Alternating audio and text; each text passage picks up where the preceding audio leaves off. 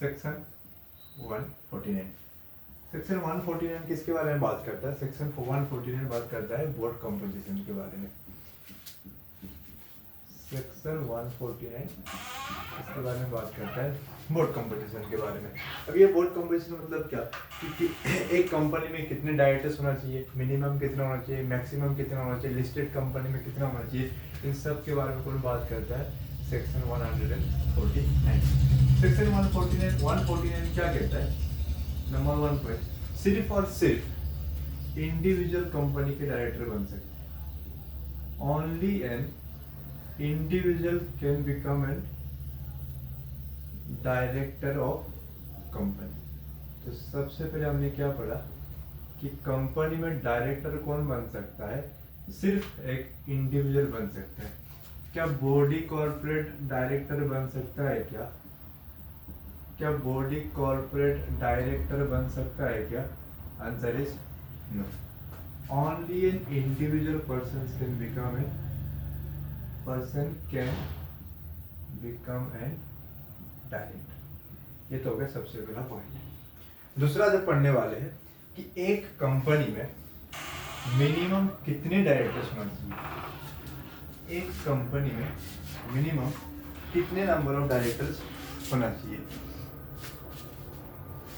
एक कंपनी में मिनिमम कितने नंबर ऑफ डायरेक्टर्स होना चाहिए। तो इसमें प्राइवेट कंपनी,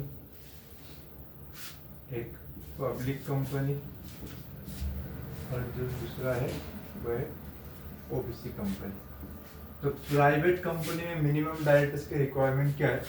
प्राइवेट कंपनी में कम से कम मिनिमम डायरेक्टर्स 2।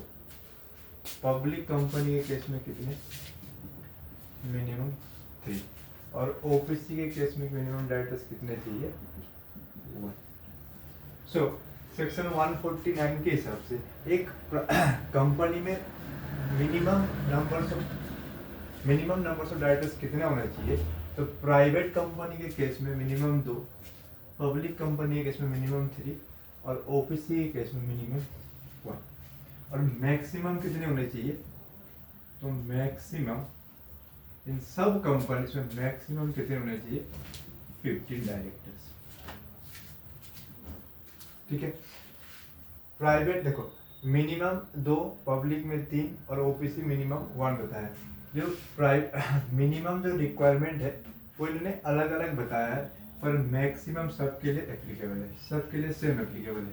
मतलब एक प्राइवेट कंपनी मिनिमम 2 डायरेक्टर रखेगी और मैक्सिमम कितने रहेंगे यहाँ पे? 15। पब्लिक कंपनी के केस में भी सेम, मिनिमम 3 और मैक्सिमम 15। और ओपीसी के केस में भी मिनिमम डायरेक्टर्स कितने? 1 और मैक्सिमम कितने? 50। अब नेक्स्ट क्वेश्चन क्या है? क्या कंपनी, दूसरा क्वेश्चन है क्या कंपनी 15 डायरेक्टर से ज्यादा डायरेक्टर अपॉइंट कर सकती है क्या?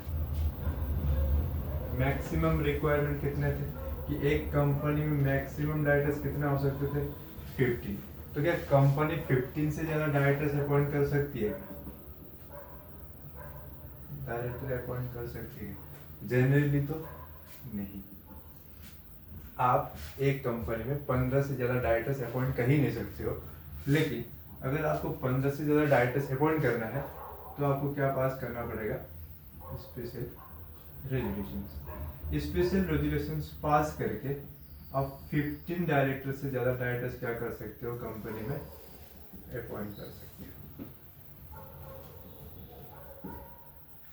ये हो गया हमारा दूसरा कॉन्सेप्ट।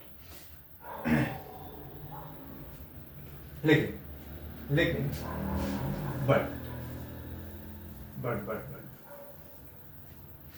बट सेक्शन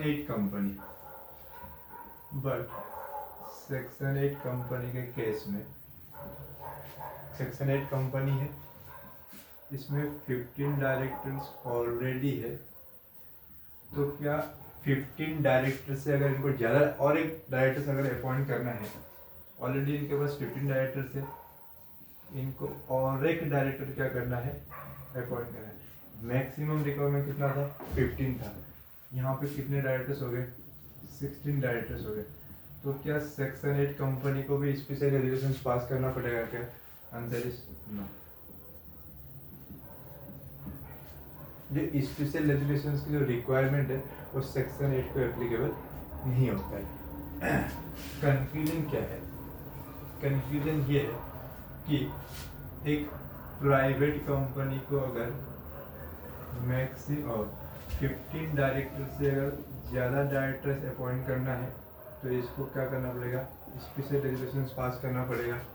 अगर एक पब्लिक कंपनी को 15 डायरेक्टर से अगर ज़्यादा डायरेक्टर्स अपॉइंट करना है तो इसको भी स्पेशल रेजुलेशन पास करना पड़ेगा। अगर कोई ओपीसी कंपनी है, इसको 15 डायरेक्टर से अगर ज़्यादा डायरेक्टर्स अपॉइंट करना है तो इसको भी स्पेशल रेजुलेशन पास करना पड़ेगा।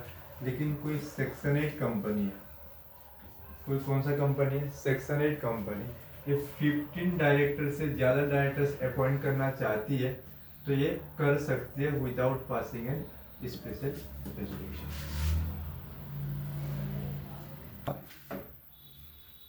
कहाँ चल रही है?